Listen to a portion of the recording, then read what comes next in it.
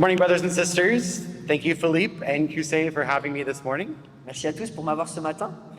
My wife Lindsay and I moved here 11 months ago, and we have better understood the love of Christ because of you all. Ça fait 11 mois qu'avec mon épouse Lindsay, nous sommes arrivés à Lyon. Et grâce à cette assemblée, nous avons grandi dans notre compréhension de l'amour de Dieu et on est reconnaissant pour cela.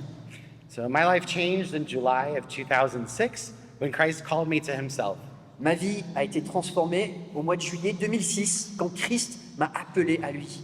I was reading Philippians 3 Je lisais en Philippiens 3 when Paul says, for his sake, for Christ's sake, I've suffered the loss of all things in order that I might count them as rubbish.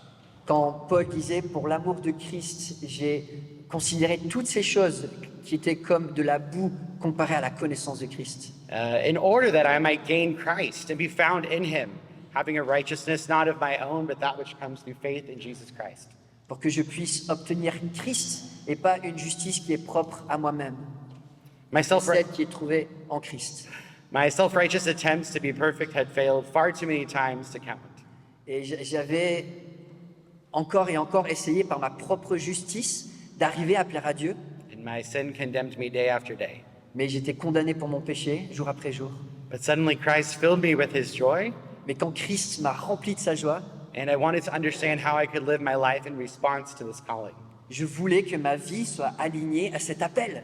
I moved 5 hours away to go to a master's university, J'ai déménagé à 5 heures de distance pour aller à Masters University. where I met my dear friend Philippe, On s'est rencontrés dans la même école. and then his now wife Sophia at our church. Et Sophia, mon épouse, dans la même église. And we had many sweet times of ministry together, knowing Christ, worshiping together, and even doing missions together.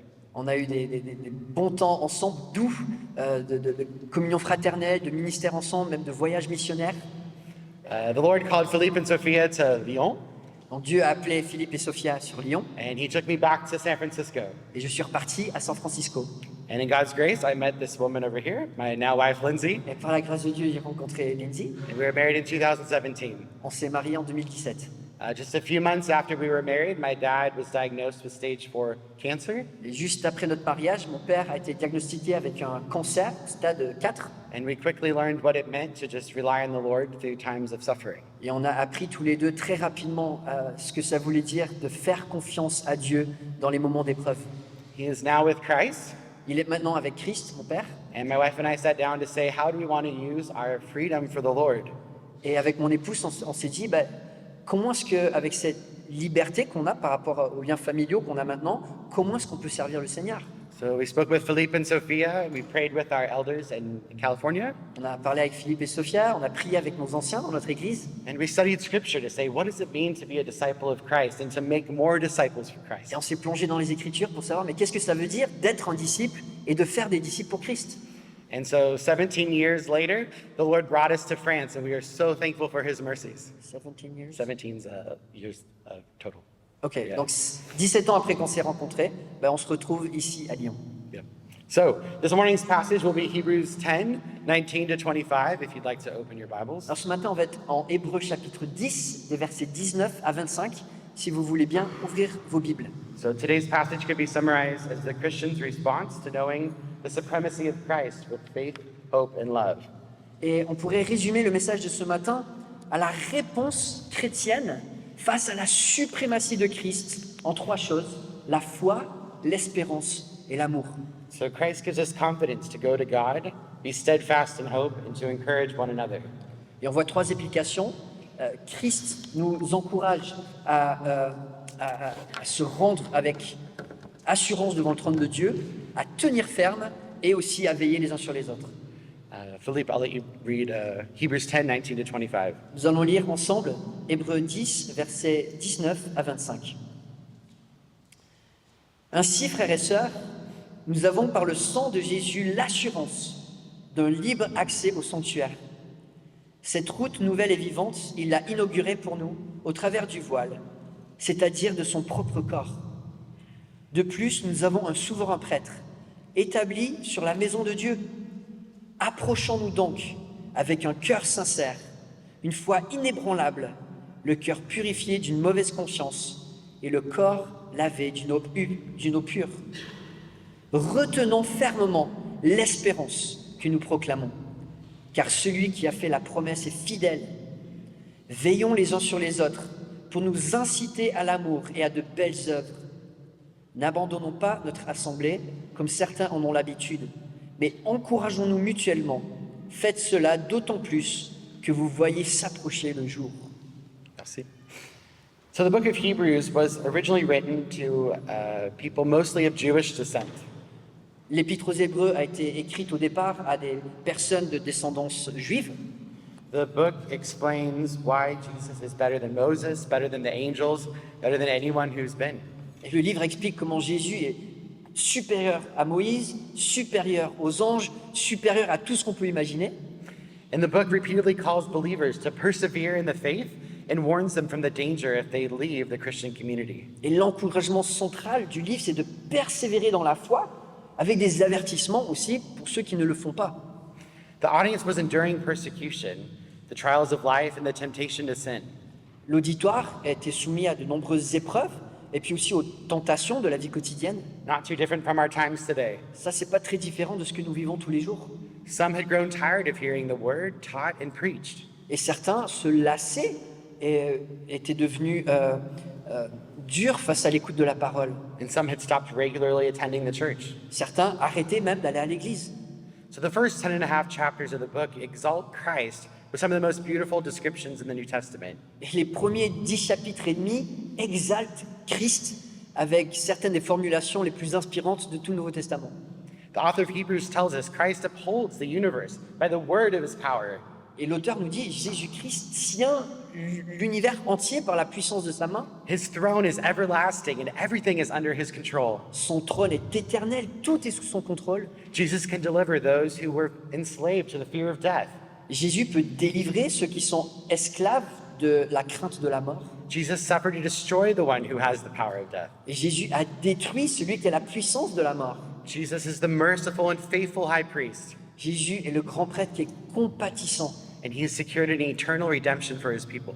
et qui nous donne l'assurance d'un salut éternel par lui. So the first portion of Hebrews also warns us to plead with the readers to be steadfast in their salvation. Et la première partie du livre des Hébreux nous encourage, avec l'auditoire, de tenir ferme dans notre foi comme avec les lecteurs. So every transgression and disobedience will receive a just retribution.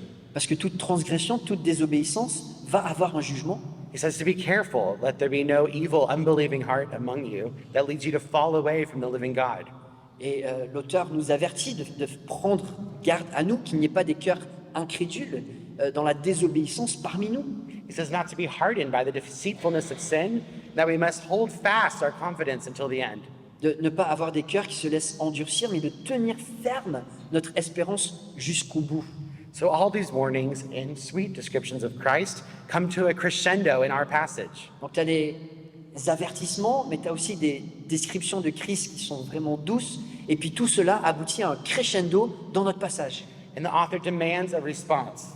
Et l'auteur va nous demander une réponse. The Christian life is never just about filling our minds, but also our response to what we hear. La vie chrétienne, c'est pas juste de nourrir nos pensées, notre tête, mais comment est-ce que ça mène à des actions? So the question is your response today positive or negative? Et votre réponse aujourd'hui, c'est la question, face à la révélation de Christ, est-ce qu'elle est positive ou est-ce qu'elle est négative?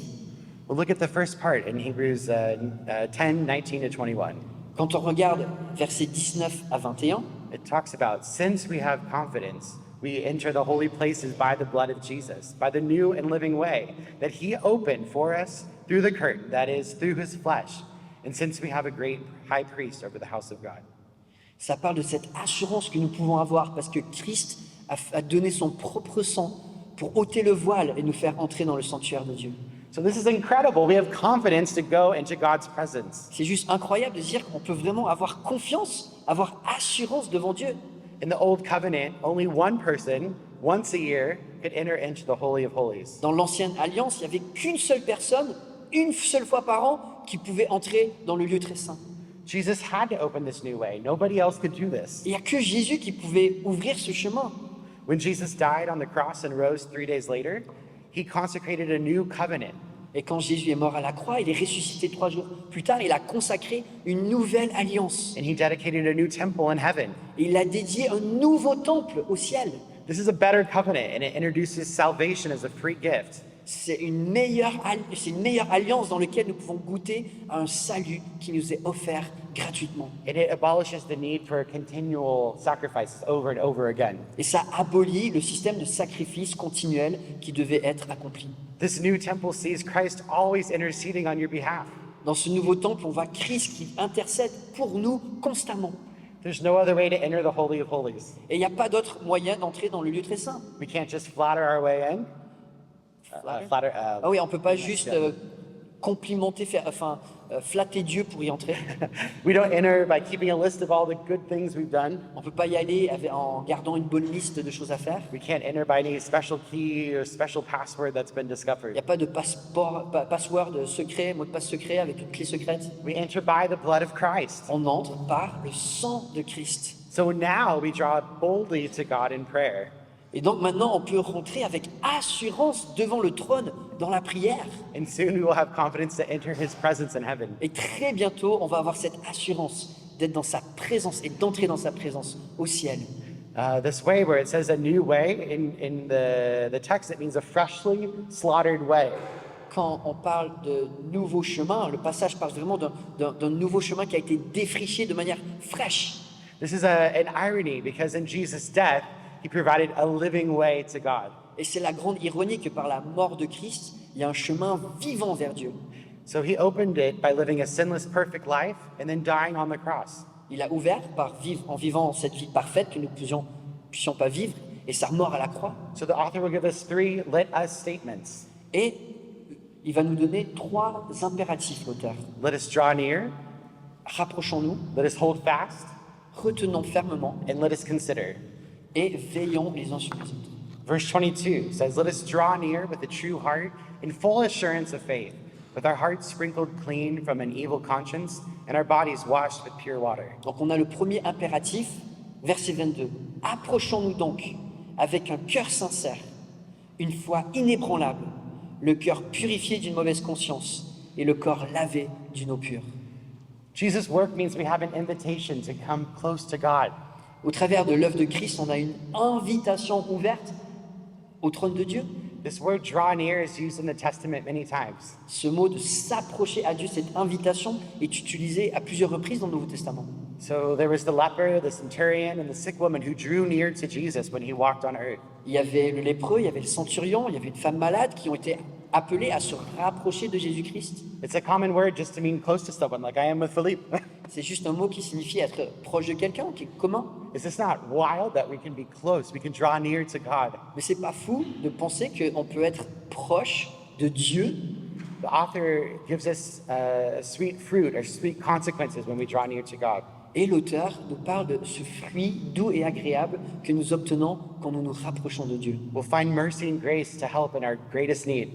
On trouve la compassion, on trouve la grâce dans les moments de besoin. Even the worst sinner finds salvation when he comes near to God. Même le pire des pécheurs trouve le pardon auprès de Dieu. And that God perfects those who draw near to him. Et Dieu perfectionne ceux qui se rapprochent de lui.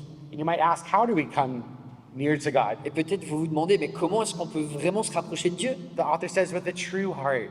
Et l'auteur le dit avec un cœur sincère. A true means to be genuine, to have no hypocrisy.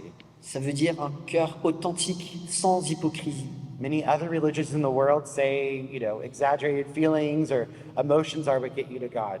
Beaucoup de religions dans le monde demandent d'exagérer des actions ou des émotions. But God is not fooled. In 1 Samuel, he says, man looks on the outside, but God looks at the heart. Mais on ne peut pas tromper Dieu. Et en 1 Samuel, il est écrit que Dieu regarde au cœur, alors que l'homme cherche ce qui frappe les yeux. So we come with a full assurance of faith. Alors on vient avec une assurance pleine Faith cette fois. that believes everything that God has said. Une foi qui croit en tout ce que Dieu a dit. If we're honest, we know we've sinned and there's no way we could approach God on our own merit. En étant honnête avec nous-mêmes, on sait que c'est pas par nos propres forces ou nos mérites que nous pourrions nous rapprocher de Dieu. But by faith, we know that we stand in Christ's righteousness before the Father. Mais par notre foi en Christ, on sait que en lui, nous sommes justes devant le Père. We come with hearts sprinkled clean from an evil conscience. On vient avec des cœurs qui ont été lavés, purs et avec une bonne conscience. The same blood that allows us to go to God is the same one that cleanses us. Le même sang qui nous permet d'aller vers Dieu et le même sang qui nous purifie jour après jour. And we come with bodies washed with pure water. Et on vient avec des corps qui ont été lavés d'une eau pure. This is like baptism. So our hearts are cleansed inwardly, and our outsides are cleansed symbolically through baptism. C'est comme le symbole du baptême. Le cœur a déjà été lavé et le baptême, c'est que le reste du corps passe par ce lavage. So number one, Christ's work gives us the courage to draw near to God. Donc on voit que l'œuvre de Christ nous donne le courage de se rapprocher de Dieu. And number two, Christ's faithfulness equips us to persevere. Et puis deuxièmement, on voit que la fidélité de Dieu nous équipe pour persévérer et retenir ferme. So verse 23, let us hold fast the confession of our hope without wavering, for he who has promised is faithful. Donc on a le deuxième impératif au verset 23.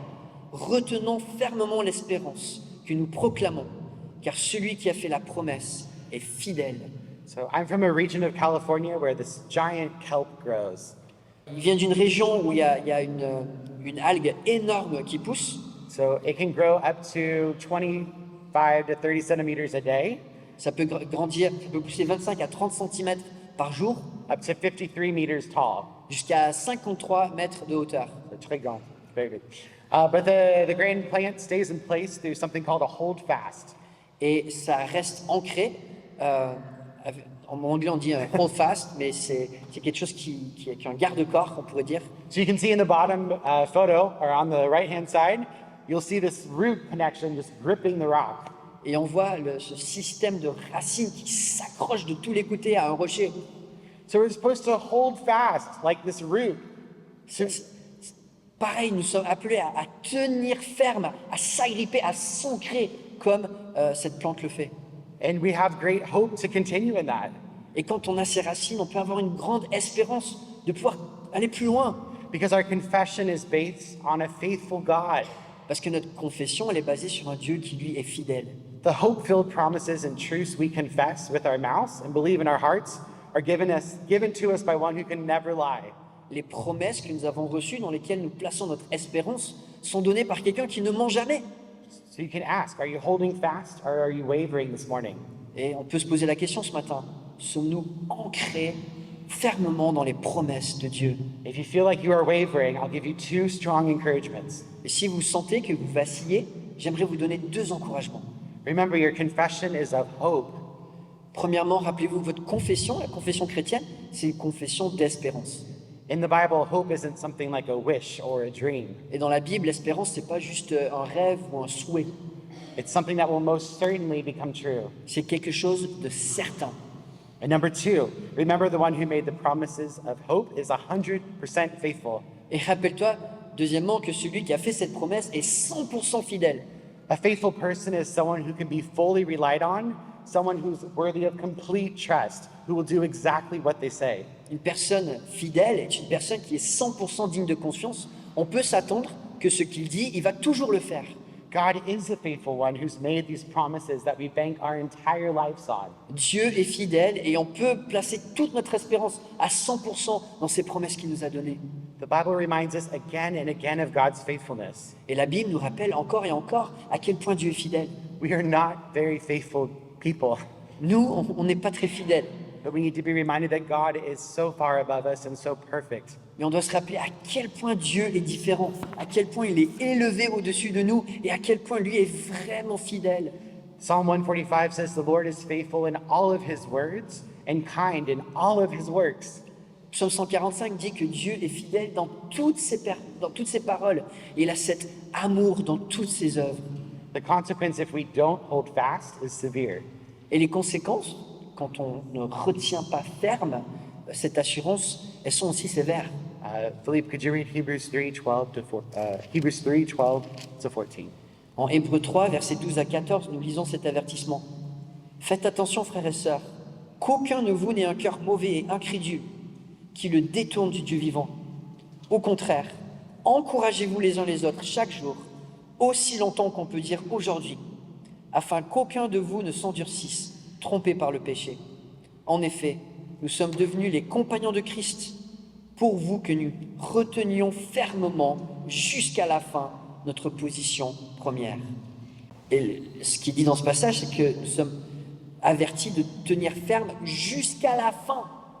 And the hope, of course, is that Christ will hold on to us. Et l'espérance, bien sûr, c'est que Christ, de son côté, va aussi nous retenir. So number one, Christ's work gives us the courage to draw near. Premièrement, on a vu, Dieu, par son amour, nous donne le courage d'aller vers lui. Number two, Christ's faithfulness equips us to persevere. On voit, deuxièmement, la fidélité de Dieu qui nous équipe pour persévérer. And number three, Christ's work calls us to love one another. Et puis le troisième impératif, troisième point, dernier point dans ce passage, c'est que Christ nous appelle à veiller les uns sur les autres. Yes. So verse 24 and 25, and let us consider how to stir up one another to love and good works, not neglecting to meet together, as is the habit of some, but encouraging one another, and all the more as you see the day drawing near. On relit les versets 24-25. Veillons les uns sur les autres pour nous inciter à l'amour et à de belles œuvres. N'abandonnons pas notre assemblée comme certains en ont l'habitude, mais encourageons-nous mutuellement. Faites cela d'autant plus que vous voyez s'approcher le jour. So here we're encouraged to focus our minds and energies on the needs of our fellow members in order to provoke them to love and good works. Et là, on voit cet appel pour nous chrétiens de veiller les uns sur les autres pour encourager ce zèle que nous avons pour Christ. So when we think of the word provoke, we usually think of someone who's poking our buttons. It's not a good word. Quand on pense au mot provoquer, souvent on pense à quelque chose de négatif, quelqu'un qui touche tes boutons, qui appuie sur le bouton. But here there should be this intensive response to produce love and good works from other believers. Mais là, on voit cette réponse, cette prise d'initiative courageuse pour pouvoir faire des œuvres pour Christ. In many places in Scripture, we're called to love one another. Dans beaucoup de passages, on est appelé à nous aimer les uns les autres. But this passage is different because it's calling us to stir up others to love. Et ce passage est différent parce qu'il nous encourage à motiver les autres à aimer. So in order to provoke others, you must be creative, ask questions, and observe people. Pour inciter les autres à l'amour, comme le dit le passage, il faut être créatif, il faut prendre des initiatives et aller vers les autres. To provoke them, you must know them. Pour inciter l'amour des autres, il faut les connaître. Don't think about how you would like others to love you. Think about how they can love to the glory of God. Ne pensez pas comment les autres peuvent vous aimer, mais comment vous pouvez les encourager à aimer Dieu et les autres. If you feel like you can't do this, you're nervous, maybe you're shy, Et si vous pensez que vous êtes timide et ça semble difficile pour vous, why do we have strength? Because Christ equips us. notre force, elle vient de Christ, qu'on vient de lire, c'est lui qui nous équipe. So provoke your brothers and sisters to love and good works. Inciter les uns les autres à l'amour. Ask yourself, what do I know about this other person that I could leverage to help them love better or serve better? Donc réfléchissez aux moyens, comment les gens autour de vous, mais comment est-ce que je peux encourager ce frère, cette sœur, à grandir dans son amour pour les autres. Consider how God has made them, equipped them, or called them to suffer to make them more useful and more effective for the kingdom. Encouragez-les selon leurs forces, selon les victoires qu'ils ont eues sur les épreuves, selon la manière dont Dieu les a accompagnés pour leur donner ce courage d'aimer avec plus d'ambition. And then tell them. Et dites-leur. Even in the early years of the church, there were reasons people weren't attending church and fellowship regularly. This isn't just a modern problem. Même dans les débuts de l'Église, les chrétiens trouvaient des excuses pour pas aller à l'Église. C'est pas juste quelque chose qu'on vit de nos jours. Persecution and apathy caused some to forsake meeting with others on a regular basis. Ça pouvait être la persécution, ça pouvait être l'apathie, mais on voit que certains avaient abandonné les rassemblements réguliers. Sometimes there's rebellion and sometimes there's apathy where people just drift away. Et parfois, c'est des cœurs rebelles, des cœurs remplis d'apathie, qui se détournent petit à petit de la parole. Jesus said in the last days there will be many whose love grows cold. Et Jésus avertit qu'à la fin des jours, il y en aura beaucoup dont l'amour va se refroidir. So why would we want to neglect that which Christ has promised to build? Mais pourquoi nous devrions négliger ce que Christ a promis de construire son Église? What could be more beautiful and life-giving and restful and hopeful than a Sunday morning with the people around you? Qu'est-ce qui peut nous donner la vie, l'espérance, l'amour, comme ce rassemblement que nous vivons ensemble les dimanches matins? We have been collected for the awesome objective of worshiping the Father together. Nous avons été rassemblés ensemble dans l'Église dans ce but commun de louer le Dieu vivant. I think about the blessings of the church and what you lose when you don't attend regularly. Réfléchissez à toutes les bénédictions de l'Église que vous ratez quand vous ne venez pas de manière régulière. The church knows you, prays for you, strengthens you, teaches you. L'Église vous connaît, vous enseigne, vous instruit, vous soutient. It humbles you, it honors you, it protects you, it disciples you. Elle vous rend humble, elle s'investit pour votre discipulat, elle prie pour vous. And it loves you and points you to Christ day after day. Elle t'aime et te dirige vers Christ jour après jour. Don't let lies that rest or travel or work or sleep can replicate and replace this life-giving work of the Spirit. Et ces choses-là, ça ne peut pas être répliqué par les mensonges ou les excuses ou le repos ou les voyages. Yeah. In my 18 years as a believer, I've seen many people just drift away from the church. En 18 ans, depuis que je suis chrétien, j'ai vu de nombreuses personnes s'éloigner de l'Église. Some went out with a lot of anger and rebellion. Certains avec beaucoup de colère, avec de la rébellion. Many just stopped coming to a Sunday service. Certains ont juste arrêté de venir le dimanche matin. A few more Sundays became never. D'abord un dimanche, ensuite plusieurs, et puis ensuite ils disparaissent. The author of Hebrews warns us, do not neglect. Et l'auteur de l'Épître aux Hébreux nous dit, ne négligez pas cela. So as we see the day drawing near, the importance of encouragement increases. Et le texte nous dit, alors que nous voyons le retour, le jour du retour de Christ arriver, c'est cette motivation-là qui nous rappelle que nous devons persévérer. And in the New Testament, we have many examples of what encouragement could look like. Dans le Nouveau Testament, nous avons plein d'exemples de ce à quoi les encouragements mutuels, à quoi ils ressemblent. They were encouraged by each other's faith. L'encouragement de la foi des uns des autres. They were encouraged by all the scripture because it gave hope. Les premiers chrétiens étaient encouragés par les Écritures, par l'espérance qu'elles donnent. They were encouraged by believers sent just to minister to their needs. Believers what? Believers sent to Ah, minister. ok. Ils étaient encouragés par les croyants qui étaient envoyés pour pouvoir subvenir à leurs besoins. They were encouraged in the resurrection for those brothers and sisters who had died. Ils étaient encouragés dans l'espérance de la résurrection face aux frères et sœurs qui étaient morts. They encouraged each other in the second coming of Christ. Ils s'encourageaient dans cette espérance du retour de Jésus. And even the title God gives himself is the God of encouragement and endurance. Et même le titre que Dieu se donne lui-même, c'est le Dieu de l'encouragement, We need encouragement de every day. l'espérance. On a besoin d'être encouragés tous les jours. Our hearts defeat us and our sin sorrows us. Nos péchés, souvent, ont la victoire sur nous. Et notre tristesse, des fois, nous écrase. Our families can hate us, our friends can leave us. Des fois, c'est notre famille qui nous haït ou nos amis qui partent. Our bodies break, we're forgetful, our feet trip. Nos corps se brisent. Des fois, on oublie des choses.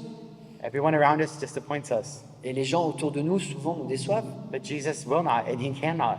Mais Jésus ne peut pas décevoir. And we need courage to face these days. Et on a besoin de courage pour faire face au quotidien. How many of you get courage from the news? Combien d'entre vous sont encouragés en regardant les nouvelles? Not too often. Pas trop, hein? How many people from your family? Combien de personnes de votre famille sont encouragées en regardant les nouvelles? Maybe sometimes from your colleagues? Parfois, combien de fois vous êtes encouragés par votre famille? Ou combien de fois par vos collègues? But we increase our courage and strength from the brothers and sisters that are on the right and to the left of you. Mais la force de l'encouragement que nous retrouvons, c'est la personne à ta gauche, c'est la personne à ta droite. We aren't encouraged by empty promises like everything will get better. On n'est pas encouragé par des promesses vides. Tout ira bien. We are all in the process of dying.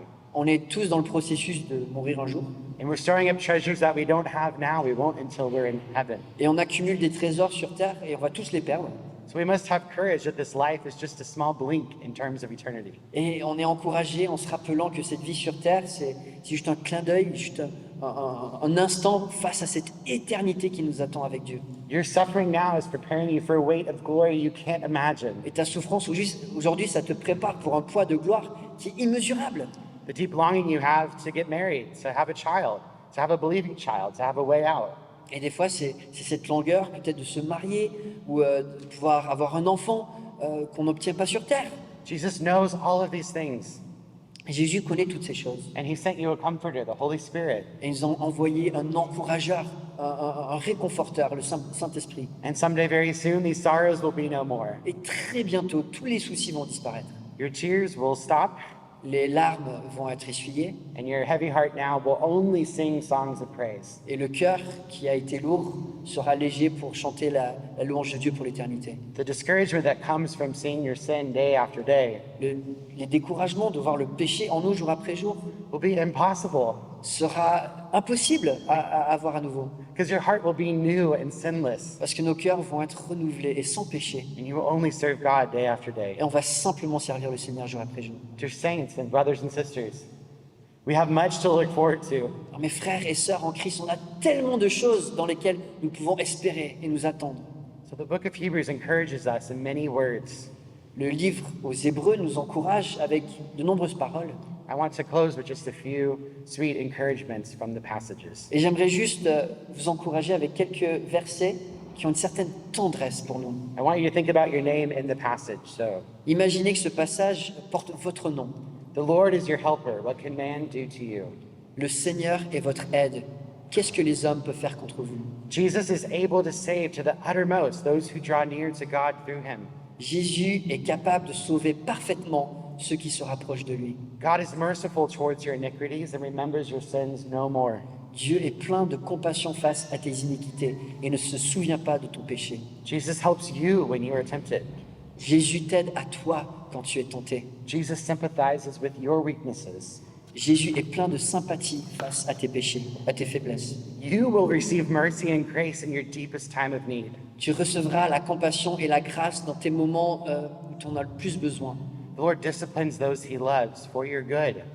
Le Seigneur corrige ceux qu'il aime pour leur bien. You have access to the throne of grace. Tu as accès au trône de la grâce. Jesus always lives to make intercession for you. Jésus vit à jamais pour intercéder pour toi. Right now, Jesus appears in the presence of God on your behalf. En ce moment, Jésus est devant le Père pour plaider ta cause. Jesus is returning to save you when you wait for him. Et Jésus va revenir pour te sauver à toi quand tu t'attends à lui. You have a sure and steady anchor of the soul. Tu as une ancre qui est sûre et certaine pour ton âme. God will never leave you or forsake you.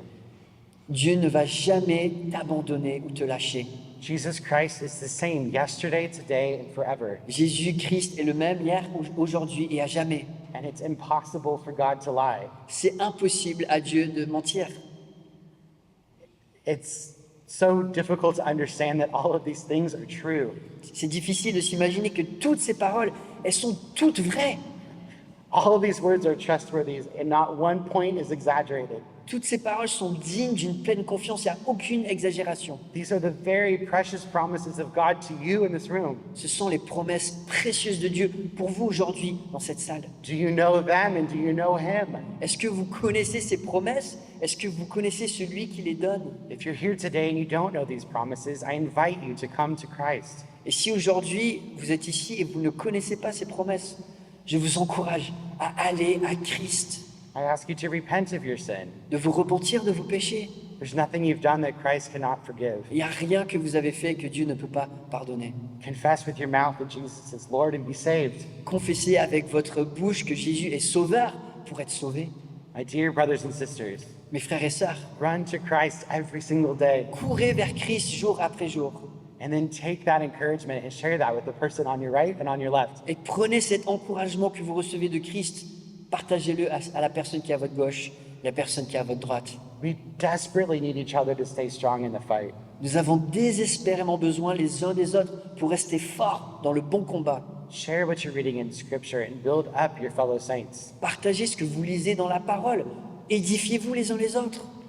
Our first 10 months in France have been an adjustment, Nos 10 premiers mois en France ont été un grand ajustement. but we have been encouraged by you many, many times. Mais encore et encore, on a été encouragés par cette assemblée. Thank you. Merci. We thank God for you. On remercie le Seigneur pour vous. I want to close with the end of the book of chapter 13. Et je finis simplement avec la conclusion de l'Épître aux Hébreux, au chapitre 13. Now may the God of peace, who brought again from the dead our Lord Jesus, the great shepherd of the sheep, by the blood of the eternal covenant, equip you with everything good, that you may do his will, working in us that which is pleasing in his sight, through Jesus Christ. To him be glory forever and ever. Amen. Le Dieu de la paix a ramené d'entre les morts notre Seigneur Jésus, devenu le grand berger des brebis grâce au sang d'une alliance éternelle, qu'il vous rende capable de toute bonne œuvre pour l'accomplissement de sa volonté, qu'il fasse en vous ce qui lui est agréable par Jésus-Christ, à qui soit la gloire au siècle des siècles. Amen. Let us pray. Amen, prions ensemble. Lord, we thank you for your word to us that encourages us and strengthens us every day. Père Céleste, merci pour ta parole que tu nous as donnée, pour nous encourager et nous fortifier jour après jour. Lord, we pray that we would remember these precious promises to us. Aide-nous à nous rappeler de ces précieuses promesses faites pour nous. Lord, that we would be so thankful for Christ and his work that allows us to draw near to you. Remplis-nous de cette reconnaissance de Christ qui nous pousse à courir à ton trône. Lord, we are so prone to wander. We pray that you would help us to be steadfast in the confession of our hope. Père Céleste, nous sommes prompts à nous éloigner de toi. And Lord, we pray that you would help us not to be so self-focused, but to love those around us and provoke them to make much of you in the world. Renouvelle-nous dans notre espérance, et alors que trop souvent nous sommes centrés sur nous, donne-nous d'avoir la force d'inciter à l'amour ceux qui sont autour de nous. Lord, we thank you for Christ. In his name we pray. Amen. Merci pour Christ, c'est en son nom que nous prions. Amen. Amen. Amen. Thank you.